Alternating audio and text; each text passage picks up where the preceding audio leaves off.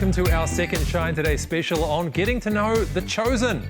I'm joined by Luke Weston, the content director for radio for Rima Media, but also very special VIP, some would say MVIP, that's most very important guest at The Chosen. You got an opportunity to meet with the director, those behind the camera, but also the actors as well. Yeah, it was an amazing experience. And if you watched our last program, just a bit of a quick recap of what we've covered so far. So we're talking about The Chosen. It's a multi-season gospel biopic.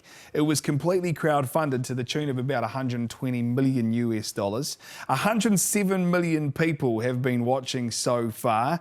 It began as a project for a director and creator called Dallas Jenkins, and it's grown to this very ambitious 7-season biblical epic. Now, his aim for us, for the viewers, was to see Jesus through the eyes of the people who met Christ face to face, who lived, worked, ate, travelled with him, and for whom he transformed their lives. Yeah, I love what Dallas said in your interview with him. When you see Jesus through the eyes of those who actually met him, you can be changed and impacted in the same way that they were. If you can connect with their problems and their questions, then you can hopefully connect with the solution and the answer to those questions, which is Jesus. So far we've shared your interactions with the crew, the show's creator and director, and also the writing team. Now though, let's meet the cast who brought the disciples to life. Let's start with the apostles, Thomas and John. Disclaimer, they did have to hire an Australian. I love the fact that everyone has facial hair in The Chosen. It's just so good. And you're not sure whether it's like a style thing or whether it's their actual disciples. It's very hard to tell everybody apart. It is, it totally is. But everybody has different, like a very different type of facial hair. Like Giovanni is just, I feel like, the most perfect beard. Beautiful. Right? You guys are looking great. Well, thank you. It's good too. Respectively, you play Thomas Yes. and John, two of the most beloved disciples, big roles to fulfill. How much help is the Bible when it comes to these roles, or have you just had to go on what the script has said? You know, it really depends. Like certain disciples have specific moments that happen. Like I know Thomas is known as the doubter, right? He's got these iconic moments throughout scripture and stuff like that. But Tyler, Ryan, and Dallas do such a good job of fleshing out these characters, you know, ones that are maybe mentioned a couple times here and there in the Bible. They really bring out beautiful storylines for them. And I think that comes out in the relationships that everybody has with each other, which is what makes The Chosen so cool. It's not just Jesus' perspective on things. It's what's John's perspective, what's Thomas's perspective, Simon's perspective, Mary Magdalene's, you know what I mean? It's really, really cool. I think one of the themes we get with John, for example, is that he's someone eager to impress and be a leader, and he's being told to kind of just wait your turn. He's one of the younger disciples, and actually one of the first appearances you get of John in season 1 is him racing to the fishing boat to try and help with the miracle of the fish. And that's kind of, you do see that in the book of John, in that the writing style is a little bit different, that he's constantly calling himself the beloved. He's like, oh, you know, the beloved one got there first, and this one sat to the right, or to Jesus's side. So you do get a little bit of an insight with John, and I can use that, and the writers use that as well, in that, you know, John is this, you know, he strives to be the best, and he's kind of a little bit too conscientious. And so I have used that. You know, he can be a little bit, you know, of a child, and he is young. And that's really fun to play, because then you can see the character grow, where, you know, we know where John ends up being a very, very important and beloved disciple, like you said. So that is an incredible arc, and you can use the Bible to help out with that. But also the writers have been great. So it's a great little dovetail to use. How are you feeling heading into season 3? And I know that there are 7 seasons planned. Are you excited about what the future holds? Yeah, totally. I mean, it's crazy to think that there's going to be 7 seasons of this, you know what I mean? It's super humbling. We see fans, you know, every now and again coming up to us or sending fan mail or something like that. I mean, there was one girl that sent fan mail to a couple of us. I think her name's Michaela, and just, it was really, really nice to, you know, get a letter and see things where she says like, oh, you know, I really relate to Thomas. You know, there are moments in my life where I felt like I haven't had courage and stuff like that. And never in my life did I think I was going to get a letter from somebody saying something like that about a TV show I'm on. So it's a pretty cool experience. And it's a blueprint, really. It's changing the way that people will want to make professional content in the future. 100%. I mean, I think every season has had its story. Like the first season it's the largest crowdfunded media project of all time, and then the second season we launch our app, and then it's free because, you know, COVID hits, and famously, the show decides we're going to make this thing free. It's not going to be, you're not going to pay for it. And that's when it skyrockets, which is,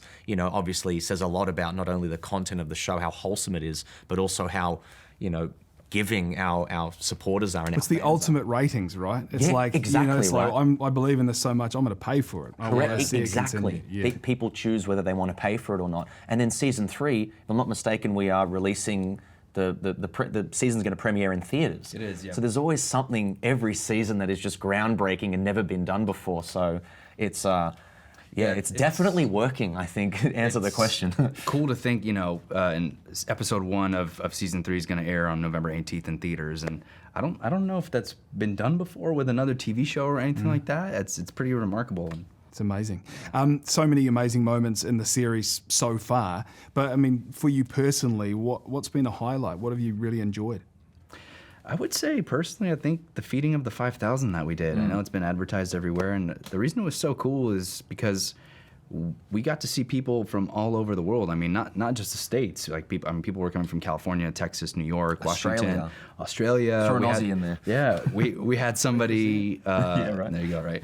We had somebody like from Spain that was like saying hi to us, and you wouldn't think that it would have this kind of a reach. It's constantly surprising every time we hear something new. I mean, over 400 million views on the show, 58 different languages. It's mind-boggling, you know? The CGI that was done in The Miracle of the Fish was so cool, and that used to be my favorite scene to be a part of, you know, where we're helping them put all the fish into the boat, and it's just this, as Dallas called it in our BTS, the big green burrito that we have to try and put into the boat. It's incredible that they make that look like fish. Yeah. I still don't know, but cool. Feeding of the 5,000 is just this unique experience where I was thinking about this actually on the car ride over.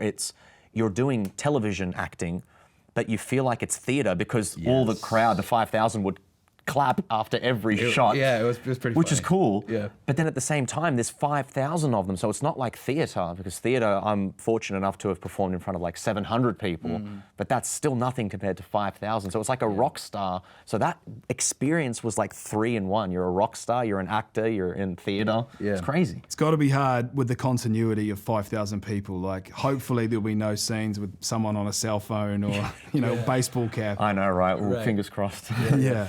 No, I've seen the shots as well. It looks amazing. Well, guys, thank you so much for all that you've brought to the world. I just want to finish with a question just about, you know, the relationship that you have as disciples, because, you know, with the facial hair, it almost looks like the Bee Gees, everybody together. But, you know, do you guys get on well? Like, has the on-set chemistry been fantastic? 100%. I mean, we're fortunate enough to be shooting on location, so we do get to spend a lot of time with each other. We're messing around on set all the time, joking around. I mean, just the other day we were, you know, hanging out in the room and started beatboxing and making beats, and that was going on for, you know, 5-10 minutes, and people are coming in like, what's going on? It was about there? pickle like, juice. We get given these, it like helps with like the heat you drink. It's like got electrolytes or something, and so we did a beatbox about pickle juice. Yeah, so it's just silly stuff like that, you know, and I can confidently say like these people have become like a second family to me. You know, we're all starting this thing together, and we're growing with it, and we're constantly surprised and having a great time with one another. And it's just not on set. Like off set, we will like play board games with each other, and you know, have dinners, and it's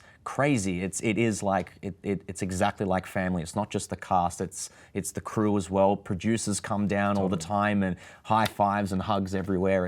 It's great, seriously. Yeah, Everyone's a big, happy family, really. Awesome. That seemed like a great bunch of guys. Absolutely. Very, very big football fans. And you know when you meet somebody for the first time and you kind of just wanting to integrate yourself into the group, and he said, "Oh, do you like football?" And I said, "Of course." And then he just talked for like 15 minutes. Let's watch your next interview, though. This is with Noah and Yoshi, who play Andrew and Philip. First of all, can you tell us a little bit about your respective characters? Yeah, so I play Andrew. Since the beginning I've been on, I'm one of the fishermen, one of the fisherman brothers. They're the brothers Thunder and the brothers Jonah, which are clearly the better brothers. And yeah, I actually am the first disciple to see Jesus at John the Baptist, along with Philip, who comes in later. And then I bring the news to Simon, my brother, and then that sort of launches off the whole discipleship journey, if you will. That's right. You're kind of like the first disciple to be enthusiastic and sort of fully immersed in believing in the thing. Yeah. And then your brother's a bit more apprehensive. Right. And then we all go through our our ups and downs along the way. Yeah. I'm Yoshi. I play Philip, and our sort of common ground is that we both used to follow John the Baptist, who sort of before Jesus was kind of like the main preacher, the guy who was most enthusiastic about the message, who also trained Jesus and I guess in the Bible baptized Jesus, but I'm not sure if they did that in our show. And so Philip comes in season 2, episode 2, and he's sort of the disciple who's been training in the wilderness for a long time, like really building up for this moment, waiting for the Messiah to arrive. And so the sort of difference between Philip and the rest of the disciples is that he's been training for this, whereas the other disciples are still acclimating to the lifestyle of being on the road, giving up their lives, giving up their homes and families to follow Jesus. Philip's like, man, where is Jesus? I can't wait for him to arrive. And so when he comes on board, he's sort of the most prepared for the lifestyle. You don't want to rank disciples in terms of importance, but you know, you're two. We can, if you want. We can. Okay, you're number 2 and 3. No. No. Well, who's one? Oops. No, but your characters are mentioned a lot in the Bible. Was that a good thing or a bad thing for you to have so much scripture that you had to sort of honor and make sure that you were being faithful to in your roles? I think honestly, when it comes down to it, the thing that we have to interact with the most is the script, because it tells us exactly sort of what journey is being plotted out that particular season. For instance, this season, I mean, there will be moments when you watch season 3, you will see moments from the Gospels that you recognize, but a lot of it is everything leading up to those moments, everything, the building tensions, the interpersonal relationships. And so those things we can only get from the script, and then we can take inspiration from the Gospels. And so that's sort of how it's been for me. Most of the disciples actually aren't really mentioned too much in the Bible, interestingly enough. So there is some freedom there for the writers and for the performers to sort of do a little bit of inventing as far as the characters go. And I think the sort of method that The Chosen and the writers have taken is, well, let's bring specific parts of the personalities of the actors that we've casted into the characters and into the roles. So I think you're seeing a lot of real parts of our beings and our personalities come into the characters in the show, not necessarily what the Bible says these people were. Obviously, a big part of being a disciple is having the right facial hair to pull off the role. You're both doing incredibly well. Did that come first, or is this something that you now just have to leave for the next 7 years? Yeah, I think I have it the worst because I got this thing, which was my choice this season to make Philip a little bit more rugged looking. It's almost an Old Testament beard. Like it's going proper maybe, Moses. Yeah, maybe Philip's trying to make a name for himself. I kind of dug myself in a hole with this now, because now It's a mistake, man. 6 months of every year I have to have a massive beard. Yeah. Obviously, every actor wants to be part of something that's bigger than themselves, and you've certainly got that with The Chosen. But what's the reaction been like for you personally to The Chosen, because it's become a huge hit? You know, it's funny. I thought of there was one moment where we dude, can I tell the story of we were in Texas and there was this restaurant we really wanted to go to. Oh my goodness. Wow, that's what came to your mind. Well, it was another restaurant story. Basically, when we go to restaurants, people will come up and say, this show means so much to me. And there was one, we went to an Italian restaurant and this little girl and her father came up and the father was like, sorry, my daughter would like to ask you something. And she said, you look like the people from The Chosen. And we were like, oh yeah, that is us. And she just immediately starts crying. We were like, oh, come here. We were like, here, come sit down. We got a plate for her. We were like, here, take photos. Pretend like we're all just having dinner together. Just laugh with us. She's like, crying, we're trying to like play pretend with her. And then literally, I think the next day we wanted to go to a different Italian restaurant, which didn't have room for us. And George, one of our castmates, had called, and he said, hey, we're trying to get a table for like 7 or 8. They're like, no, it's not available. Yosh was like, oh, hold on, I got you. I'm telling this story for you from the outside too, because it's worth it. So Yosh calls them literally like 1 minute later and says, he pulls the card, he's like, hey, we're with the cast of The Chosen. We would like a table of 7 people. And they're like, absolutely, right away. We would love The Chosen to come. And so, I had to tell it. Because of the theme of our show, people feel connected to the source material, and so we kind of feel that in our interactions with people. It's really special. People really do come up to us and say, this has really lifted me up. This has changed my perspective on life even, and that's an unusual, as an actor, an unusual thing to hear if you're just doing certain shows like that. And so The Chosen really, really affects people in monumental ways sometimes, and it can be overwhelming to see the amount of love that gets sent our way, and we just have to say, thank you, and thank you for watching and being a part of the sort of extended Chosen family, as I like to think of it. Great to see that interview back again, and it was amazing to chat to these guys about what sort of brought them into the role. Some of them are Christians and have a personal relationship with Jesus. Some of them just actors and got sort of a casting call, usually live in Hollywood, had moved from parts of the world to just pursue their acting careers. So many of them just thought of it as a very important acting role and were just stoked to be part of something that was successful finally. Wow, amazing. And let's continue on then with your interviews. You spoke also to the actor who plays an apostle who's so unknown you'd be forgiven for getting his name mixed up, as I just did now. And so many have. Let's meet Giovanni Carlo, though you might recognize him as Thaddeus or Jude. I love your character in The Chosen, and I love that you're able to go back into Scripture, into the Bible, and actually do some research about who this man was. Has that been helpful to you when you've been preparing to? That's a great question. It's interesting because if you look in the Bible, it's like Thaddeus is mentioned maybe a couple of times, maybe a handful. But with the writers, Dallas, Tyler, and Ryan do such a great job is making each character so specific and putting, specific qualities on each character. So I knew right away from reading the scripts of The Chosen that Thaddeus was a heart on his sleeve type of guy. He was a peacemaker, really wanted everybody on the same page when any arguments were kind of coming up. So I really connected with that, resonated with that, and tried to lead with my heart and bring as much of myself into it as well. So it's been great. Yeah.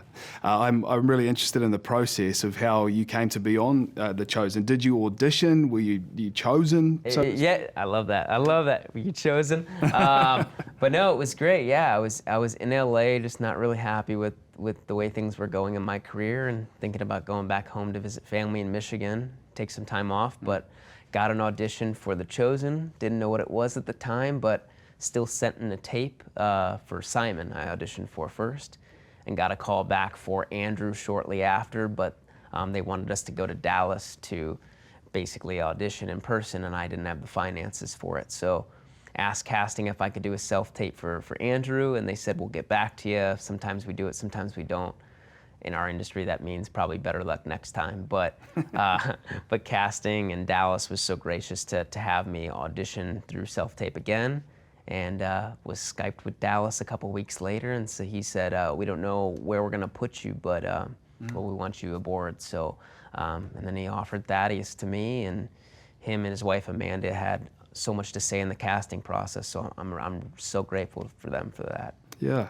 So it starts as an acting job, but obviously, 3 seasons in now, it must feel like so much more than that. And I use the word calling. Like, what is your connection to this story, and how do you feel about that? Yeah, what's crazy about it is I think as artists, we strive and want to be part of something that's way bigger than ourselves. And a lot of the time, we don't get that opportunity. And with The Chosen, it's something completely different. For me, it's made me want to be a better person to my family, my friends, people I'm just meeting for the first time.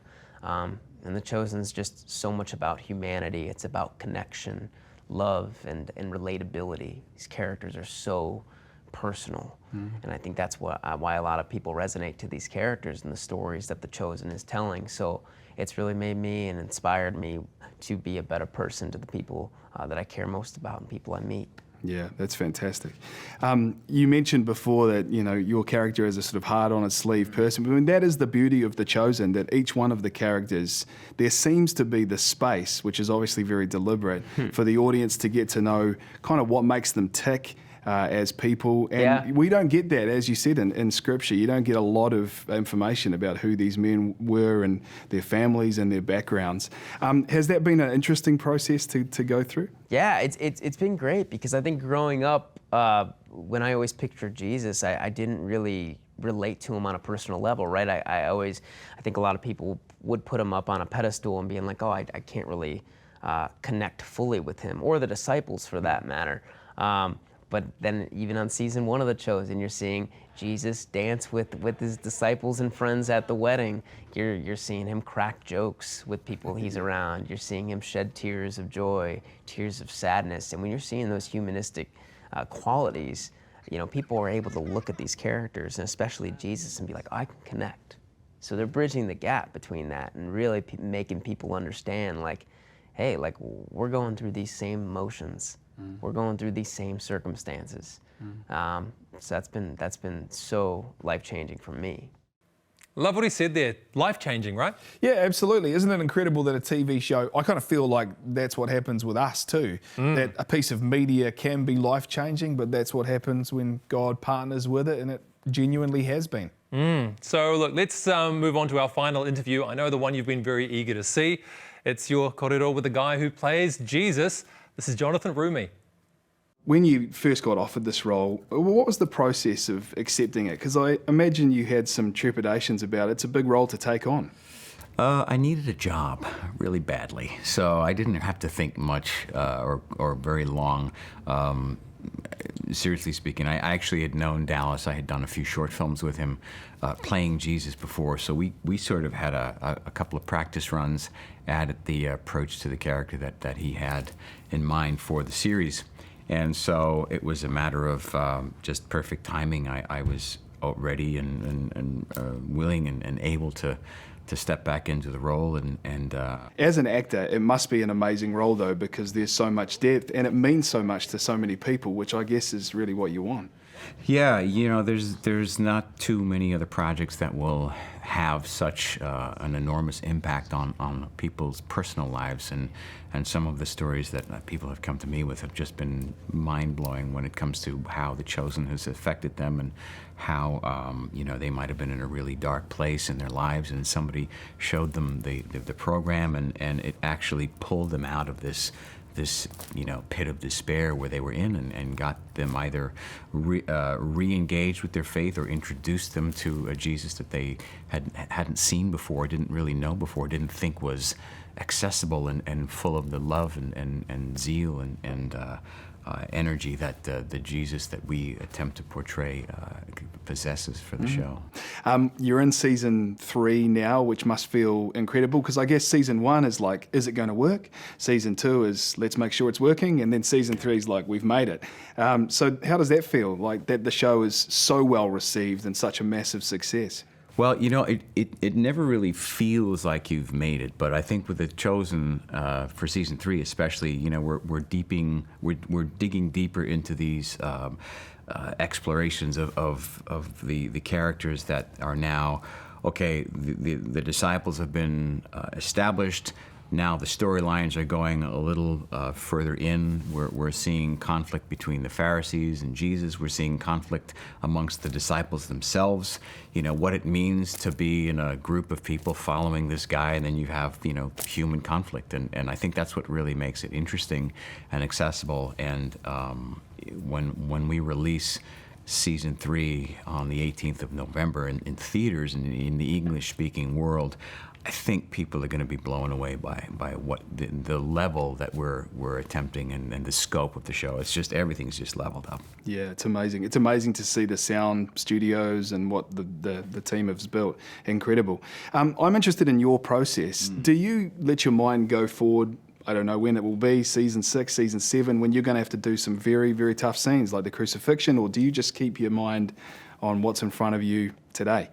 You know, I think when playing Jesus, I try to stay as present as possible, and as a human as well. I think it just kind of circumvents this natural tendency towards anxiety that we possess as human beings. It's like when we start, fixating on the future or, living in the past, all of a sudden we've got all this stress and these things that one hasn't happened, the other, it's past, you can't control it. So there's really nothing more to do than really try to focus on being present. And I think with Jesus, it's the same thing. I think he was probably one of the most present people on the face of the planet because he was with people and he empathized and he knew their pain and he gave them the healing when he knew they needed it and they were ready for it. And so I try not to think of future seasons just yet. We're not given scripts. They're just writing season 4 now. We're not given advanced storylines.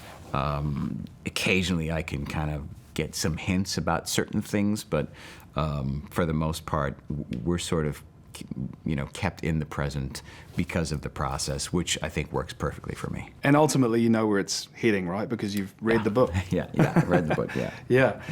Spoiler alert. Spoiler alert, absolutely. Are you rocked at all by criticism? I know it's been incredibly well received, but obviously it's a controversial role to play. Do you keep your head out of that sort of stuff? Yeah, I think whenever when you're doing anything, there's always going to be positive and negative criticism. Somebody will always have something to gripe about, and other people will love everything you do, and you just got to take it all with a grain of salt and just keep your head down and moving forward and focus on the work. Yeah. Personal highlight from filming what you've filmed so far? What have you enjoyed the most? The responses and the impact of the show. I met a young woman who was on the verge of suicide at one point, and somebody got her to just watch the first episode of the show, and it changed her life, literally. And a year later, we were sitting around with her family talking about it, and everybody was a pile of tears. And she has since gone on to start working with other young people who are depressed and who are in need, and just knowing that entertainment obviously has such influence. There's no better feeling than being a part of something that can affect somebody, can literally save a life. Yeah, even if it was just that one story, it would probably be worth it, but millions of people. That one life is worth everything. That's so good. Well, thank you so much for what you bring as the character. It's incredible, and thanks so much for what The Chosen means to so many people. Thanks, Luke. I appreciate it.